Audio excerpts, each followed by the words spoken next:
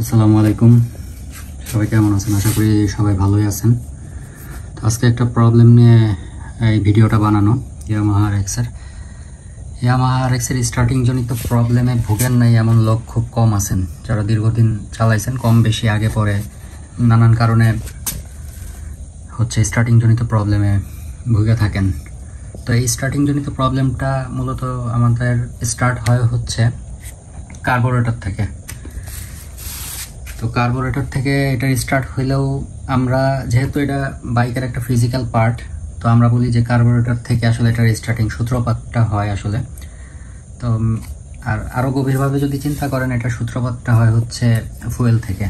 পেট্রোলটা কি petrol use করতেছেন, অবশ্যই এই কথা বলে লাভ নেই। আমরা বাংলাদেশে পেট্রোল পাম্প থেকে লোকাল একদম দোকানের বোতলের পেট্রোল পাম্প পর্যন্ত সবই ভেজাল, এটা বলে লাভ নাই। আর পাশাপাশি আমাদের ওয়েদারের কারণে এই ট্যাঙ্কির ভিতরে বেশ পেট্রোলের কারণে পেট্রোলের সাথেও ময়লা আসে, পাশাপাশি বিভিন্ন রাস্ট এবং জং ধরে পেট্রোলের ফুয়েল লাইন জ্যাম থেকে শুরু করে ফাইনাল ডেস্টিনেশনটা মোটামুটি ধরা যায় কার্বোরেটর ময়লার। বিভিন্ন ধরনের গুঁড়া ময়লা ফুয়েল থেকে এবং পেট্রোল ট্যাঙ্ক থেকে এসে ফাইনাল ডেস্টিনেশনে এই কার্বোরেটরে জমা হয়ে যখন ফুয়েলটা সাপ্লাই করতে যায়, তখন যে জেটগুলো আছে, মেইন জেট, তারপরে পাইলট জেট, এগুলোর ভিতরে ব্লক হইতে হইতে ওই হোলগুলা ফিল আপ হয়ে যায়। ফিল আপ হওয়ার পরে আপনার স্টার্টিং জনিত প্রবলেমগুলো শুরু হয়। এখন দুই ধাপে এই প্রবলেমটা হইতে পারে। সেটা যে আপনার যে অয়েল পাম্পের সাপ্লাই থাকে, ওই ট্যাঙ্কি থেকেও ময়লা আসে। ওই ট্যাঙ্কিতে সামহাও ধরেন ধুলাবালি গেলে ওইটা আস্তে আস্তে আস্তে আস্তে এইখানে ফুয়েল পাম্পের ভিতরে, এই অয়েল পাম্পের ভিতরের রাস্তাগুলো অনেক সরু থাকে, তো এই জিনিসগুলো ধীরে ধীরে ব্লক হয়। তো এগুলো সার্ভিসিং দরকার আছে। আর পাশাপাশি কার্বোরেটরটা অবশ্যই আপনার কিছুদিন পর পর সার্ভিস করতে হবে। ধরেন আফটার টিউন করার পরে যদি আপনার কখনো এই প্রবলেম একবার দেখা দেয়, তবে ইমিডিয়েটলি এই কার্বোরেটর খুলে এটা ক্লিন করা খুব জরুরি। শুধুমাত্র কার্বোরেটরের ভেতরের পার্ট খুলে ক্লিন করলেই হবে না, যে জেটগুলো আছে ওই জেটগুলোও হাওয়া দিয়ে অথবা সরু তার দিয়ে ক্লিন করতে হবে।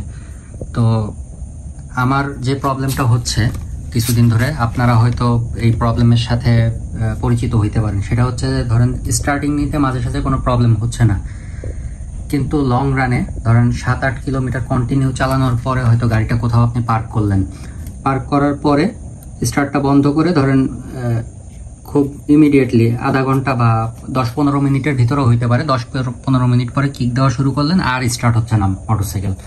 এই ক্ষেত্রে যেটা কি সিচুয়েশন হয় কার্বোরেটরের ভিতরে, সেই জিনিসটা আমি আজকে আপনাদের দেখাবো। কারণ আমি গত 3-4 দিন ধরে এই প্রবলেমটা ফেস করতেছি। কারণ গাড়ি প্রচুর পরিমাণে বৃষ্টিতে ভিজছিল, মানে দাঁড়ানো অবস্থায়। আর একটা কথা গাড়ি রানিং অবস্থায় ভেজার চেয়ে বাইক দাঁড়ায় কন্টিনিউ অঢেল বৃষ্টিতে ভেজা বেশি ক্ষতিকর। মানে বেশি ক্ষতিকর বলতে পানির ওজন তো বেশি, পানিটা সবসময় পেট্রোলের নিচে থাকে। তো ভারী হওয়ার কারণে, পেট্রোল হালকা হওয়ার কারণে পেট্রোলটা পানির উপরে ভাসে। তো পেট্রোলটা সরাসরি কার্বোরেটরের নিচে চলে আসে, এবং তখন যে পরিমাণ পেট্রোল সাপ্লাই দেওয়ার কথা হেডে কম্বাসন চেম্বারে, সেই পরিমাণ পেট্রোলটার বদলে পানি যায়, পানি গিয়ে প্লাগটা ভিজে যায়। তো দেখি কার্বোরেটরটা খোলার পরে আসলে কার্বোরেটরটার অবস্থাটা কি। কার্বোরেটরটা খুললাম, খোলার পরে এখন গাড়ি থেকে খোলার পরে এখন এটা টোটালি ডিঅ্যাসেম্বল করে দেখব। বেশ ভালোই ময়লা জমছে, আর একটু পানিও আছে, নিচের দিকে পানি আছে। তো এটা একটা প্রবলেম। আর এই খোলার কারণটা আপনার বাইক চালানোর ক্ষেত্রে, মানে স্টার্টের হওয়ার পরে আরপিএমটা হঠাৎ বাইরে যেত। তো এটা পানির কারণে হইতে পারে। আর জেটগুলো একটু চেক দিব, কারণ এটা প্রথমবার এটার জেটগুলো খোলা হবে, পাইলট জেট, তারপর অন্যান্য যে জেটগুলো আছে এটা প্রথমবার খোলা হবে। তো এটার ভিতর পানি আছে, বেশ খানিকটা পানি। পেট্রোলের অবস্থা খুবই খারাপ, আর ময়লা তো আছেই। দেখেন কি অবস্থা। তো যেটা ধারণা করছিলাম সেটাই আর কি, ময়লা গিয়ে এই জেটের হোলগুলা পুরোপুরিভাবে ব্লক করে দিছে, যার কারণে আরপিএম বাইরে থাকতো, এই কারণে এটার এই অবস্থা হয়েছে।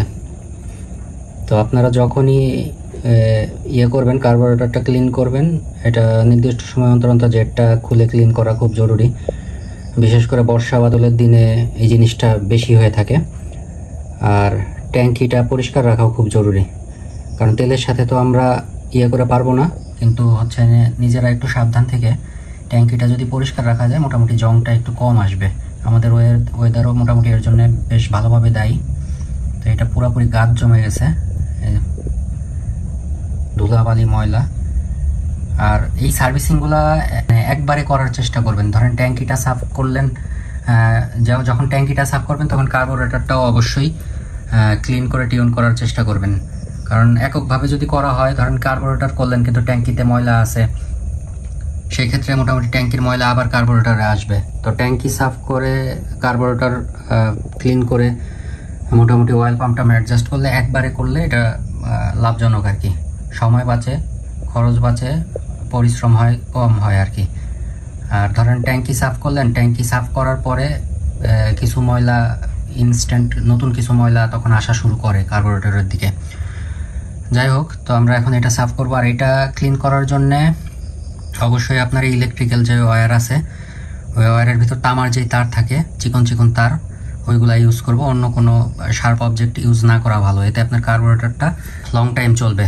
অন্য কোনো শার্প অবজেক্ট যদি ইউজ করেন এইসব হোলের ভিতর দিয়ে ক্লিন করার জন্য, সেই ক্ষেত্রে এই জিনিসগুলা কার্বোরেটরের যে সার্ভিস ওইটা তারতম্য হয়ে যেতে পারে।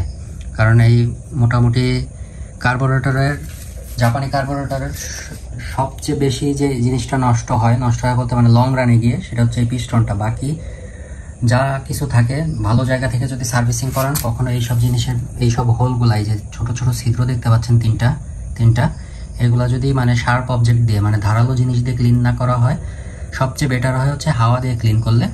তো হাওয়াতে মাঝে মাঝে হয় না, অনেক সময় এরকম রাস্ট লাইগা থাকে, সেগুলো হচ্ছে ওই ইলেকট্রিক্যাল ওয়্যারের ভিতর যে চিকন চিকন তামার তার থাকে, ওই জিনিসগুলো দিয়ে ক্লিন করলে সবচেয়ে ভালো হয়।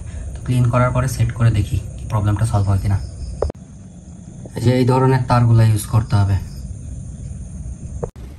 তো মোটামুটি ক্লিন করে তারপরে আবার সেট আপ করা হয়েছে। আর পাশাপাশি হচ্ছে নতুন করে টিউন করা হয়েছে বলতে তেলের যে ইয়ে ছিল ওটা কমানো হয়েছে।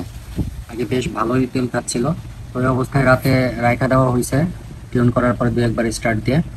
তো এখন দেখার উদ্দেশ্যটা হচ্ছে যে স্টার্টিংয়ে কোনো সমস্যা করে কিনা। তেল কমানো আছে, অ্যাভারেজ করা আছে। তো আমরা এখন স্টার্ট দিয়ে দেখব যে আসলে কার্বোরেটরটা ক্লিন করাটা কতটা জরুরি। আসলে বলে রাখি, সেটা হচ্ছে যে সকালবেলায় প্রথম স্টার্টিংয়ের সময় বা কিছুক্ষণ চালানোর পরে হচ্ছে চকিং করে স্টার্ট দেওয়া হইতো। এখন দেখবো যে এটা তেলের অ্যাডজাস্টমেন্টটা যদি ঠিক থাকে, পর্যাপ্ত থাকে, অ্যাভারেজ এ পর্যন্ত ঠিক কোনো চকিং করতে হবে না। তো আমি দেখাচ্ছি। দেওয়া নেই।